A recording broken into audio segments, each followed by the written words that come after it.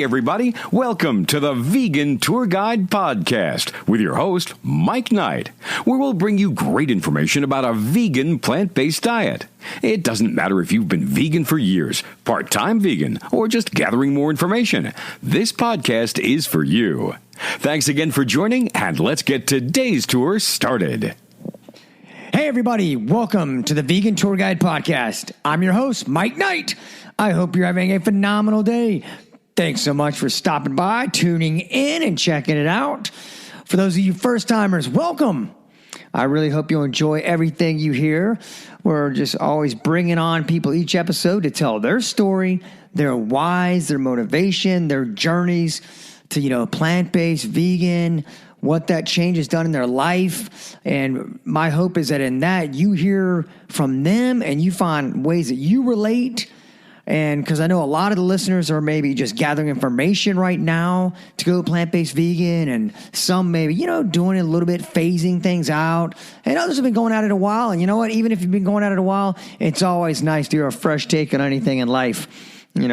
So thanks so much for you first-timers tuning in. For those of you coming back, thanks so much. Really appreciate that. Really appreciate you helping spread everything and sending people I know to vegantourguide.com to hear, not only this episode, but past episodes as well, and continue to share that knowledge and information. And for your emails that you send at vegantourguide@gmail.com, thanks for that, especially for those of you I know that have even emailed me and recommended people. So thank you so much. Again, a lot of the people that come on this podcast have actually been recommended by someone else, and I love doing that. Love bringing them on. Always great interviews, and just, again, want to continue to spread the knowledge, and I appreciate your help in spreading the knowledge. I was talking to someone this week about it, and I said, when I know I keep talking about and using the word knowledge, but that's what it's about to me, is because when people have the knowledge, then they can make their own decisions. And I am all about and fine with people making decisions where maybe they'll go, quote, all in, plant-based vegan, or they may say, you know what, I'm going to phase it in over time, or I'm just going to switch up a few meals a week. I like knowing that people have the knowledge to do that and to know the truth. They know the truth about, hey, look, we all know, myth number one, you can't get protein.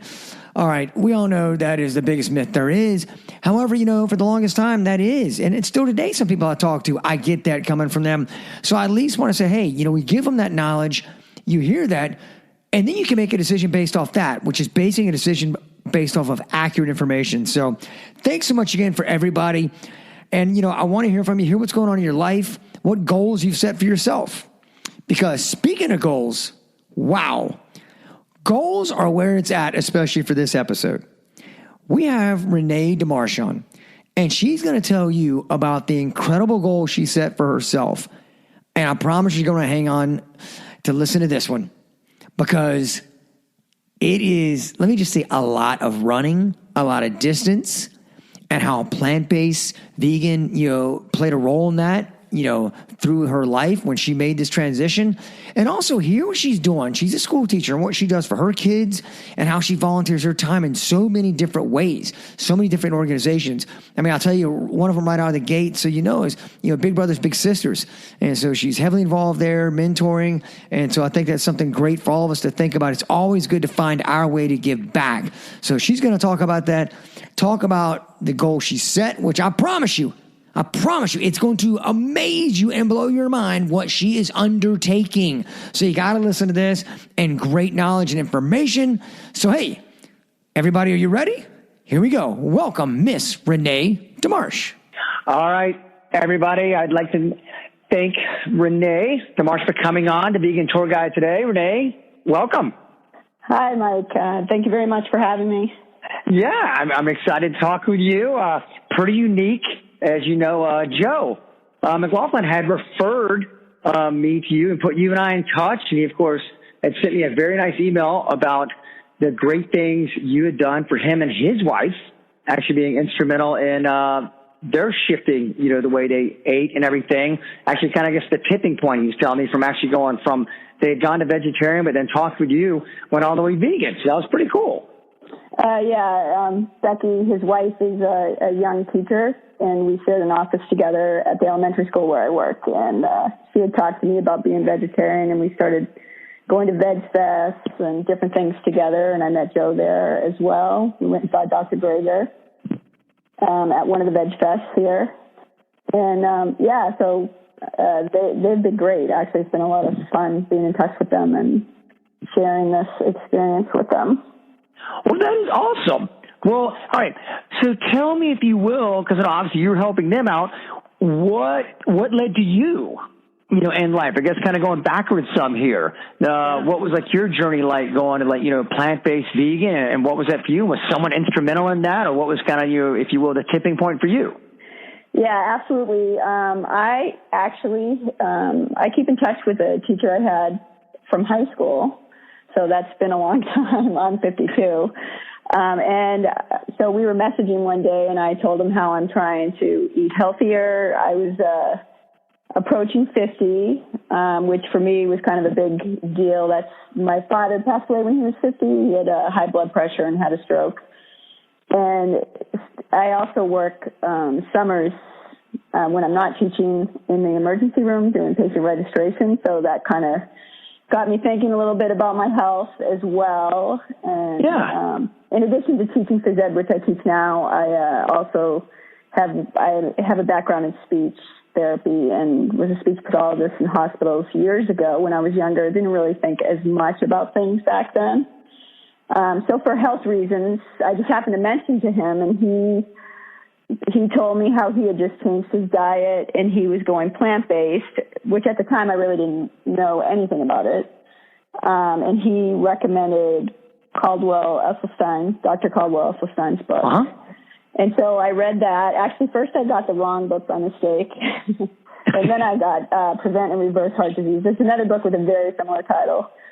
And I read that, and immediately I just changed the way as soon as I read it.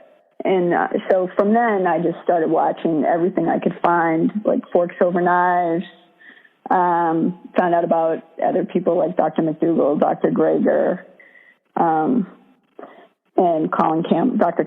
Colin Campbell, all of those. I watched all their TED Talks and their YouTube videos, and so I bought in right away. And that was about 4.5 years ago, and I have never regretted it. Nice. So what was that like in the beginning? Because I know, and we're going to get to this, I know you definitely are very involved being fit and staying fit. So what was that like for you, I guess, in the beginning? What changes did you start seeing? Because it sounds like you went pretty much right out of the gate all in. I went all in. An interesting thing that happened was my physical happened to be like a couple weeks, probably 5 or 6 weeks after I changed my diet. And so I told the doctor about it, my primary care physician, thinking he would be supportive, because my cholesterol had been over 200 in prior exams, and I was always a little concerned about that. And basically my doctor told me the diet sounded inconvenient. It wasn't supportive at all. So I immediately found, I went online, I researched plant-based doctors on Cape Cod where I live, and I was very fortunate to find a doctor down here by the name of Dr. Siddhartha, who is 100% in on plant-based, and he's been great. So from there, it was just a matter of just learning how to prepare food that way. I use the Forks Over Knives app a lot. It has a lot of great recipes. And I was at a stage in life where my kids were finishing up high school, going to college, so it was definitely, and I'm single, so it was definitely a little easier that way. A nurse at work who also went plant-based around the same time as me had a challenging time with her husband. She would prepare her husband's food, which was very different from her food. And so I didn't really have to negotiate any of that. So I was lucky that way. Gotcha. So how did it feel? I'm curious. I know it's been a while, but the first month was hard. We actually had this terrible storm. We lost power for 4 days. So we ended up staying at someone else's house. And, there were definitely some challenges. It took a while for my body to adjust. Just at first, really just 3 weeks, I would say. And then I just started feeling better and better.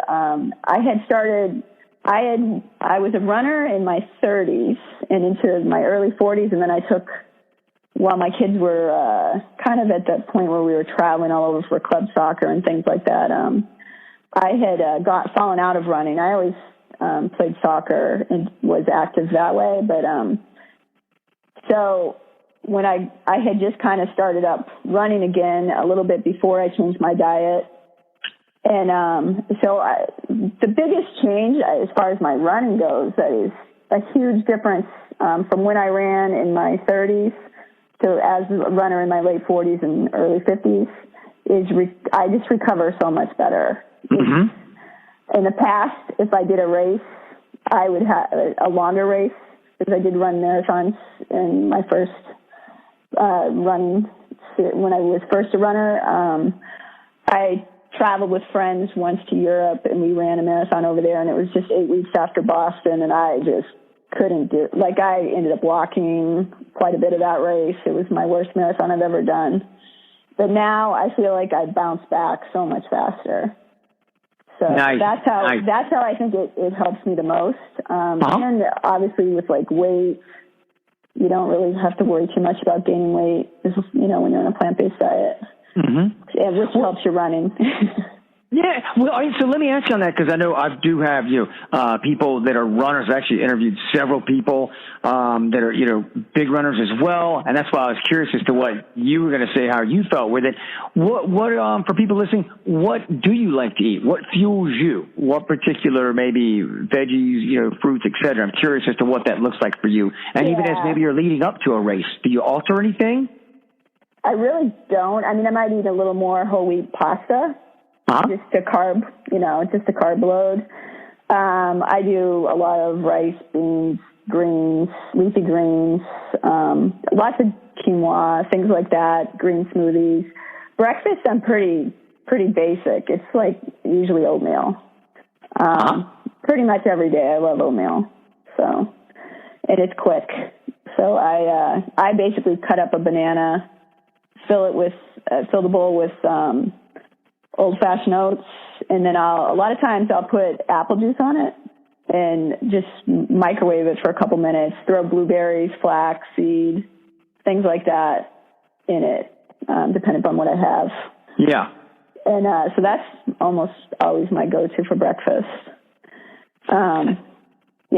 So lots of, and I've discovered avocados. I never used to eat those. I love avocados. Oh, I do too. I love them now. Plus, of course, I'm sure the nice thing about them is such great brain food. Yeah. And I love them. And, it's neat hear you say that because, I was curious as to what you would say. But I like pointing out what you said to people listening, because I've heard that from multiple other people as well, as that's another nice thing about when you're eating plant-based vegan.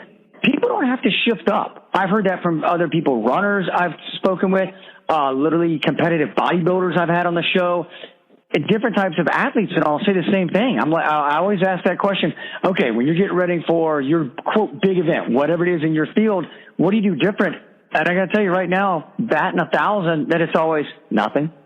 Yeah, I really don't. Yeah. I mean, I'll have like pasta 2 nights before, but yeah. That's just amazing. And it's so convenient, because I love bringing that up, because, a lot of people, and people listen to this show, a lot of the people listen to this show are, all across the board. Some are just right now listening, tuning in just to gather information. Some have been like you and I, plant-based, vegan, for a little while in our lives, etc. To where, and you'll hear a lot of times people think, that it's quote inconvenient, that it's tough. And you just echoed what so many people, I remind them, like, actually it's not inconvenient. I mean, you hear people talk about once you're making, you just get used to and, make this, shift in eating, you just do, it's not hard. I mean, it's simple. You don't have to sit here and shake things up, even if you're a competitor like yourself. Yeah, just keep doing what you're doing. Keep going. Yeah, and I've been able to go back and run some of the exact same races and even beat my times, which is kind of cool. I'm not saying it made me faster. I'm certainly getting older, but there hasn't been a huge drop off on the longer races. It's pretty much when I first did a marathon again, I did on the exact same course as another marathon I had done, and I beat it by a couple minutes. My 50-miler, I had done one 50-miler before, and when I went back, I did the same course. I beat it by like 12 minutes.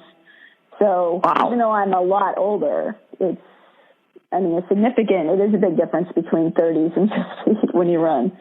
I feel like I have more energy, and my training's better now, in part because I feel like I recover so much better. Mm-hmm. Uh-huh.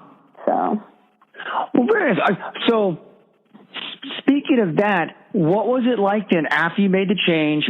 And I'm just curious if you remember maybe a year in or whatever, maybe whenever your next blood results were. I know you kind of talk about that a little bit. I'm just curious as to maybe, I know you shifted to a new doctor that's you're supportive and understanding and knowledgeable. Did you get blood results like in 6 months or a year or anything? I'm just curious if you didn't how that looked. I had blood work actually done at that first physical 6 weeks after, and it was definitely better. I didn't do a follow-up with him. I switched because I just didn't feel like he was a good match for me at that point. Uh-huh. Yeah. I switched to the other doctor, and he actually, when I went to the new physical, he did blood work again, and everything within 6 weeks was better.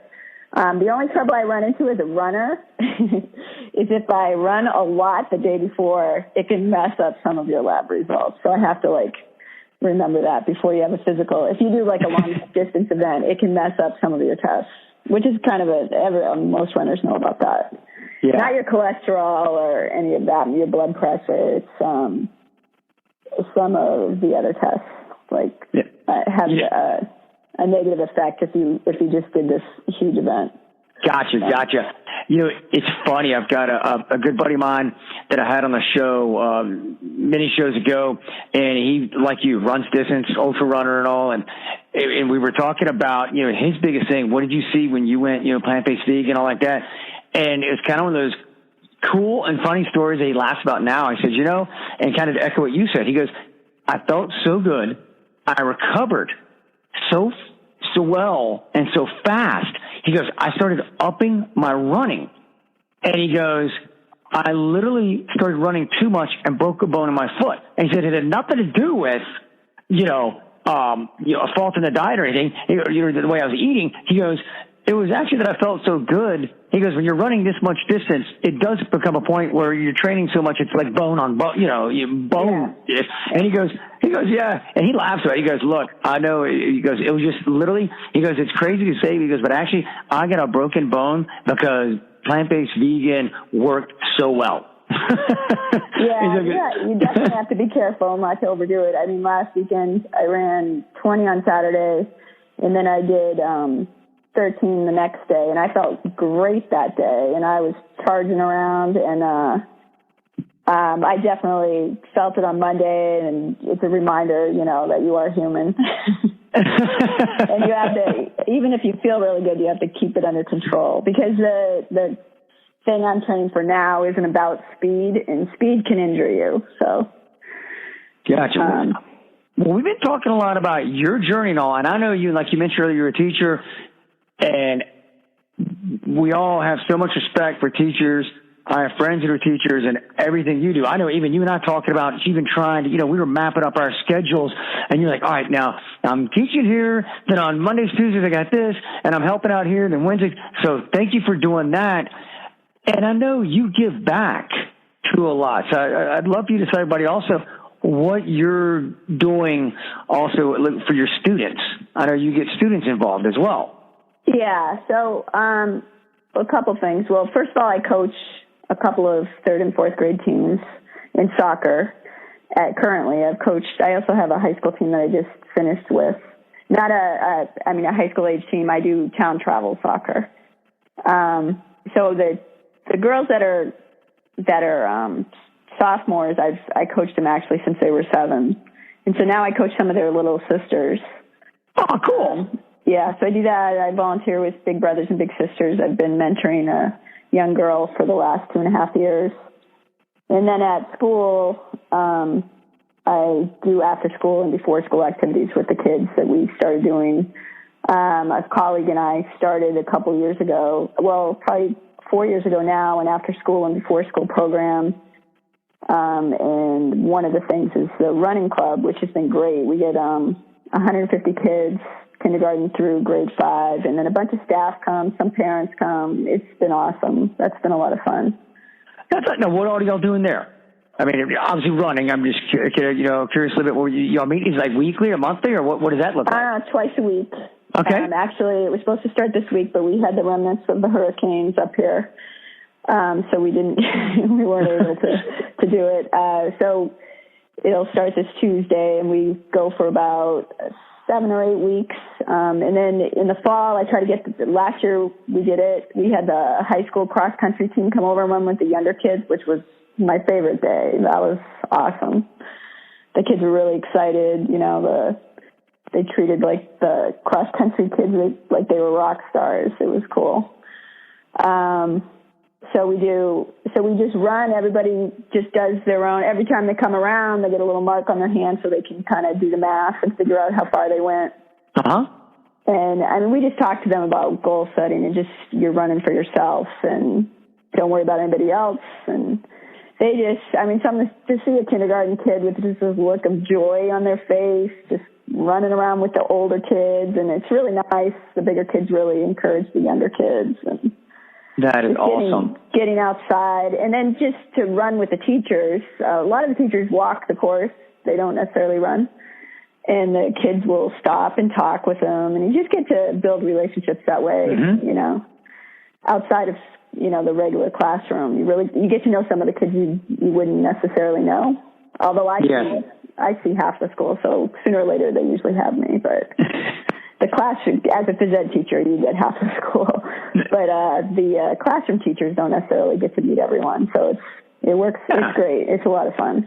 Awesome. Well, all right. Now, speaking of goal setting, like you just said, I think you've done a little bit of goal setting, except your goal is a big one. Yeah. Can you tell everybody where? I'm just going to let you explain it to everybody, because I love running, and I get tired listening when I was sitting here reading about what this goal is and what it entails. So please tell everybody what you've got going on and what you've set your sights on.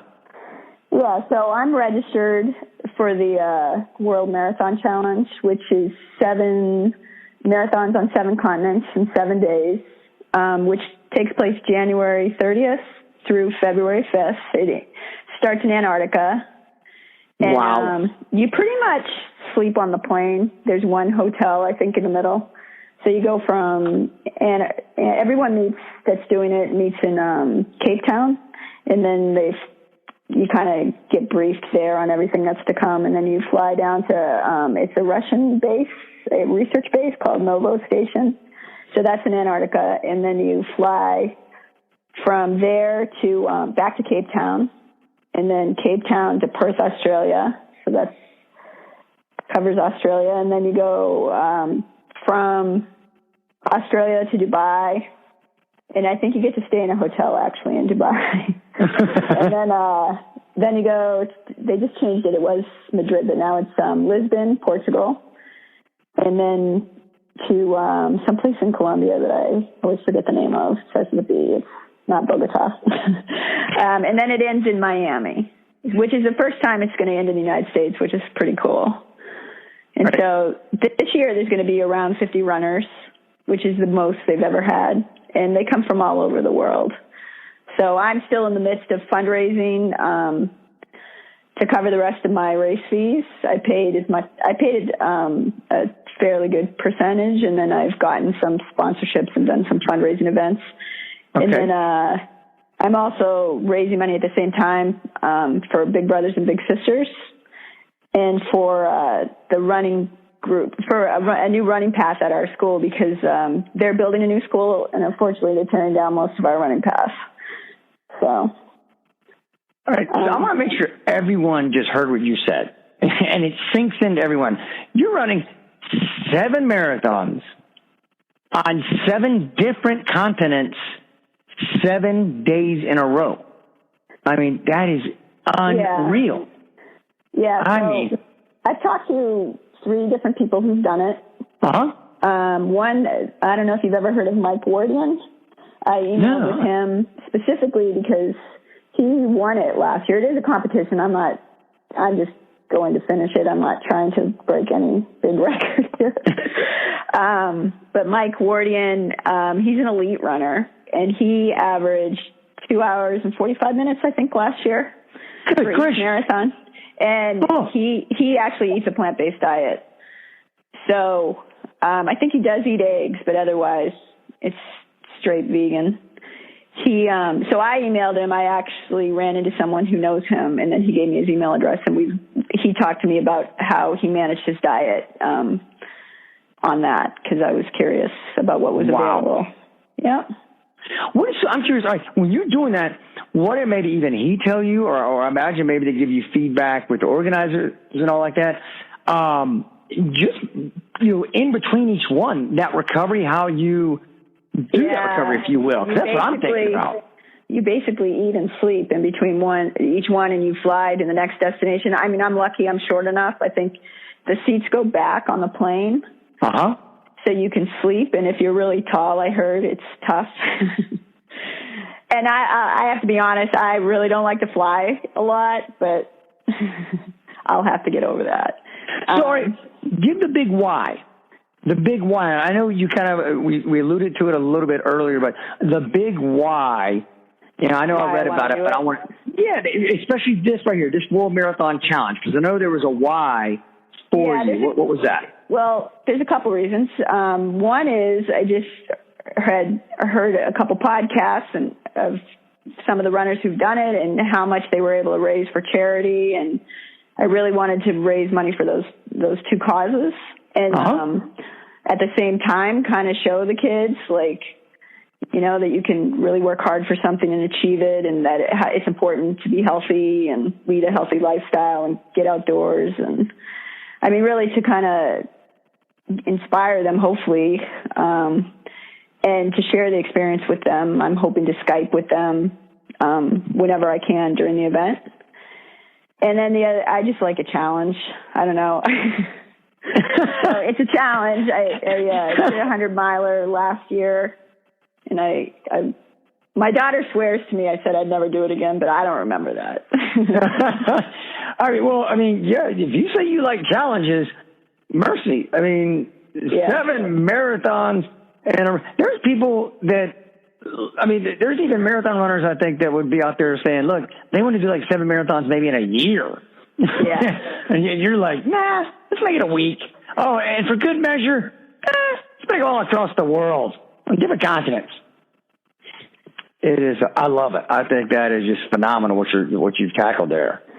Yeah, and the kids are excited about it. They're doing a coin war right now. For me, I mean, it wasn't my idea. The kids are doing it. Student council did it, and so they're excited. They're learning about the continents, and hopefully the teachers are planning curriculum around this, and so it's an exciting thing. That is. I mean, because now you see, like you said, you wanted to. Your why was really inspiring them, and it's so cool to hear now that, like you said, the schools kind of rallying behind this. Like they definitely are. They've been great. And so fundraising, I think, is actually harder than the running. I'm learning a lot about fundraising. It's not easy. That's a lot of work. Well, all right. Well, speaking of that, where can some listeners go so that they can, help you out a little bit? I mean, everyone listening, as we all know in life, every little bit adds up. And so where can people go to help you out on this? Yeah, to find out more about it, I have a website that I made, dreamrunforkids.com. Okay. So if you go on there, there's a lot of information. Yep. Awesome. Yeah, I've been on there and checked it out. I like that. That's wow. I'm like I said, I'm still myself trying to wrap my brain around. I mean, I love that. I mean, you talk about a challenge. I promise you, in life, I will never try to call your bluff on anything. I mean, I've learned a lot from ultra running. Not that I think that 7 marathons in 7 days, never mind the flying around, it would be easy. But I think I've learned a lot from training for those, doing back-to-back long runs. Yeah. I ran home from work one day, which is 37 miles. But things like that, just to prepare. Wow. Yeah. That was training for the 100-miler I did in Vermont. Cool. And I'm curious on that. My brain works like this, right? When you talk about a 100-miler, obviously 100 is going to be the cap out. What do you take your runs up to? What is, quote, I know obviously 37 there. I'm always curious. Does someone go, like one day they go, I'm going to do a 75-miler? Curious as to what the cap out is. I didn't do that. Mostly because it was my first time. I was more conservative. Honestly, I don't think I think my longest run was longest week was 63 miles. I had done 50 milers and 50 Ks, but what I did was I did a lot of consecutive races that were long. So I did, I did a 20 miler in February, and then 3 weeks later I did a 6-hour run, which ended up being 28 miles. And then 3 weeks after that I ran the Boston Marathon, which when I did that, I backed off a little bit, which was good. It was a very good learning experience. I felt so much better the next day after that marathon, just running 15 minutes slower. And then 3 weeks after that, I ran a 50K with my daughter, who was 21, and it was her first long race, so that was really cool, even though she ditched me at the end. She beat me, but I got a prize because I'm older. And then, so I just did consecutive runs, and then I ran home. I live on Cape Cod, but I work off Cape. So I ran home, and so that was 37 miles. So that was my longest run, was the run home from work. Wow. And then, I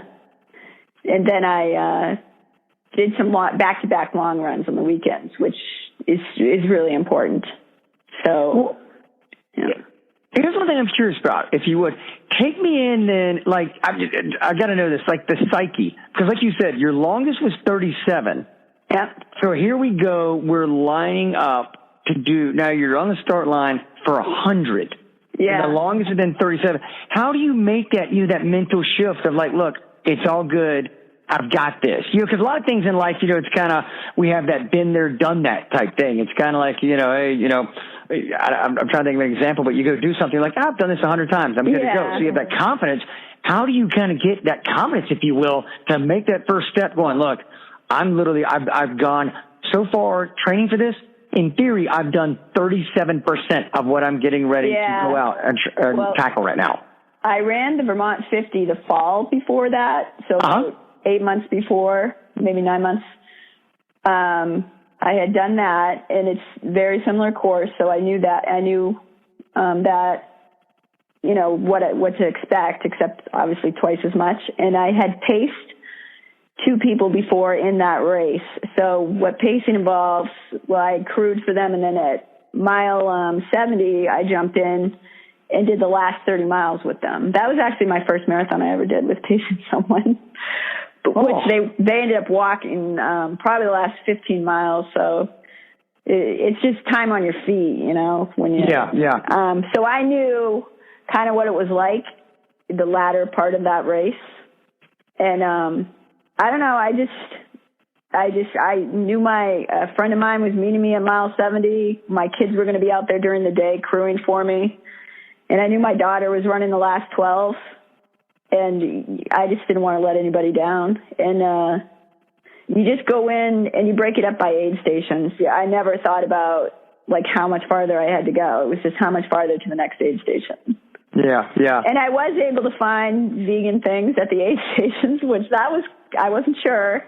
But someone had avocados and nice. And I planned some of, I had my own food too, which everybody does.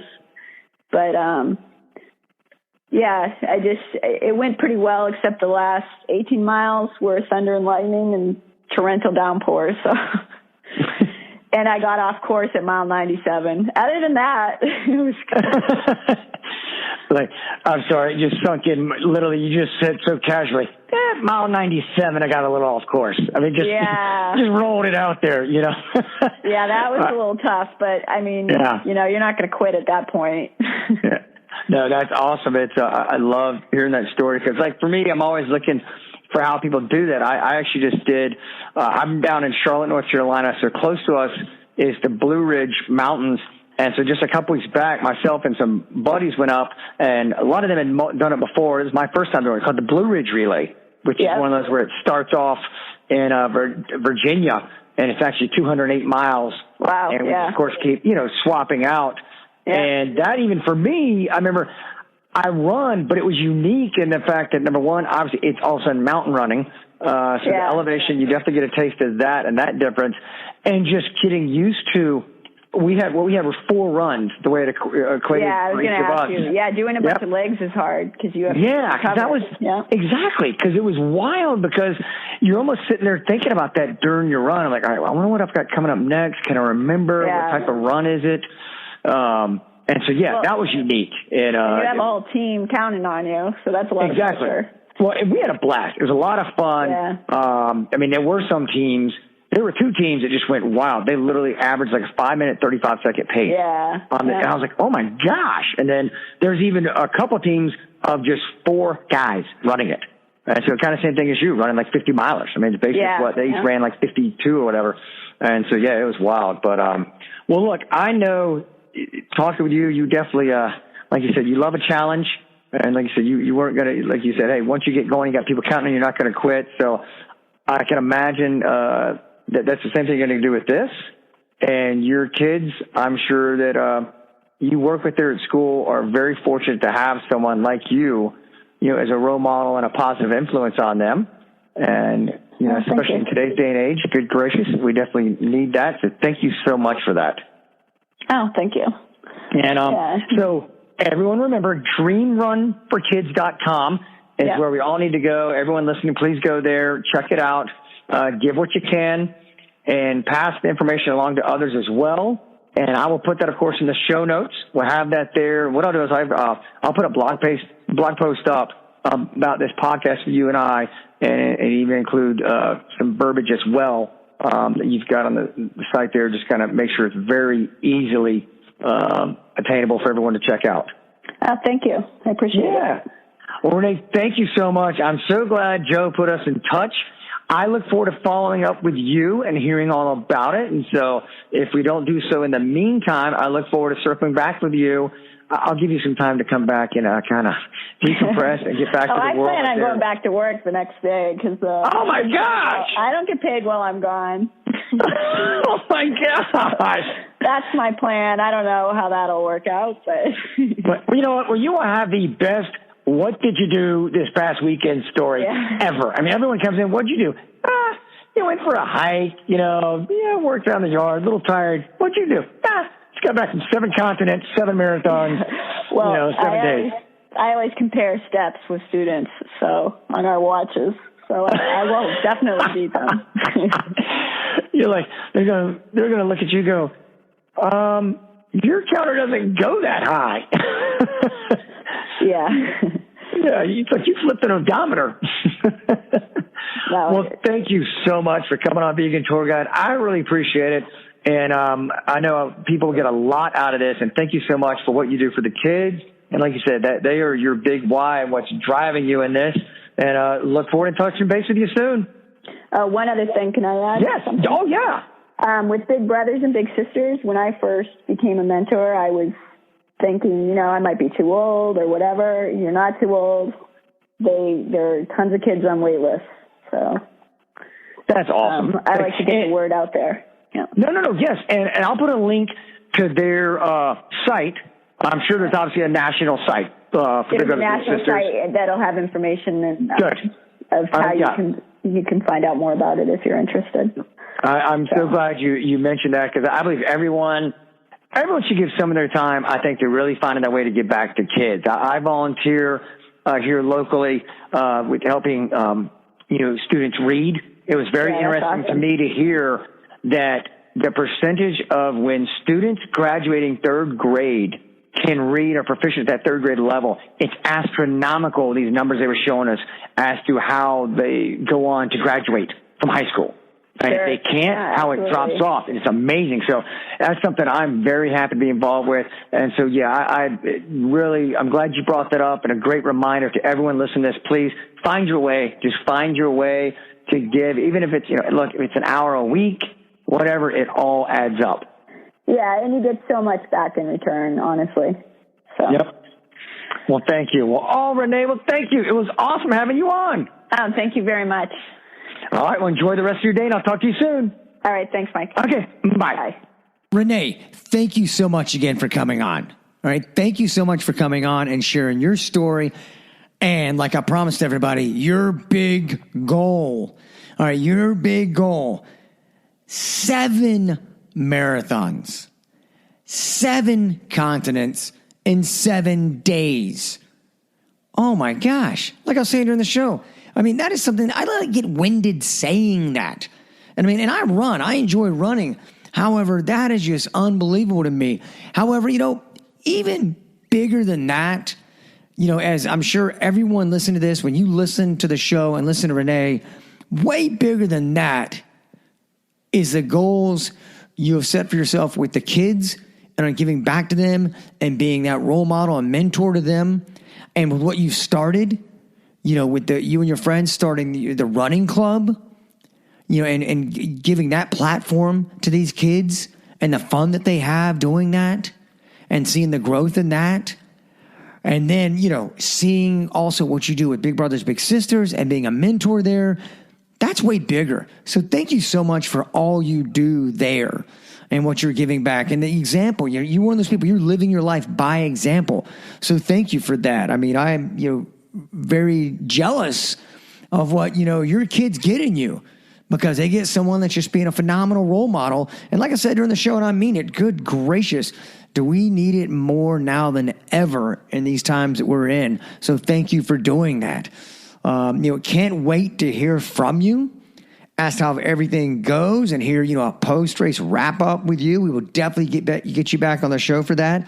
And love the knowledge you shared. I mean, again, I've said it before. I've had it on some people, athletes like yourself, on previous episodes, and it's a recurring common theme.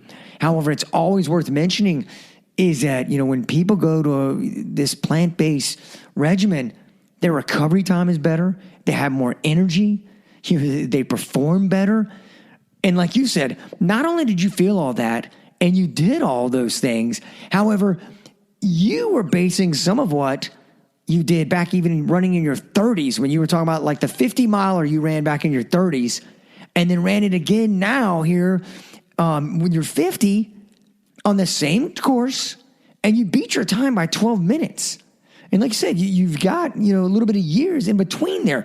That's a phenomenal testament within itself for everybody to listen to. And, again, you said the same thing too that I've heard before, but also again, worth mentioning. And that is, hey, even when you're getting ready, for these, big contests, these big runs, you really don't have to alter your eating regimen at all. And that is one of the biggest things that I know people, whether you're talking about, sports athletes, getting ready for big races, runners, or a lot of times you even hear like people, that are bodybuilders and all like that, they have to vastly alter, their eating and their diet regimen leading up to their contest, of whatever they're doing just to get their body prepared. Whereas again, that is just such a testament to what, the plant-based vegan, eating regimen does for our bodies. And just how natural it is and the natural shape it keeps us in and natural preparedness. So thank you so much again for that. I'm going to have everything for everybody in the show notes to check out. And please go help out Renee. Help out. Give what you can. All right. Just give what you can to help out this great, mission that she set out on and to be the big inspiration, this great goal she set for herself. So please, go check that out. If you want to see more also about the race, it's the World Marathon Challenge. So you can go check that out. Go check out her website, dreamrunforkids.com. Again, that's dreamrunforkids.com. So go check that out. Again, I'll have all that in the show notes as well as a blog post that we're going to do. And again, thank you everybody for stopping in. Please go check out also. I've got something for you.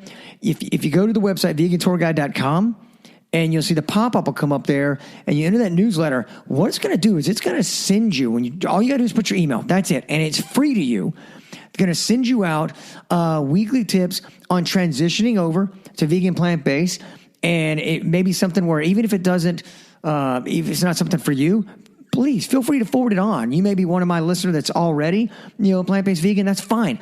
Go ahead and get signed up, because I'll also get the newsletter coming to you full of great information to keep you in the loop about everything. Again, more stuff for you to share and just, help increase your knowledge and information.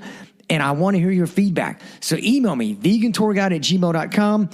Please follow me on all the social media, facebook.com, /for Vegan Tour Guide, as well as Instagram and Twitter, everything Vegan Tour Guide. I make it easy. So I hope all of you have a great, fantastic rest of your day, a great, fantastic week. Renee, thank you so much again for coming on. And until next time, everybody, live Pura Vida.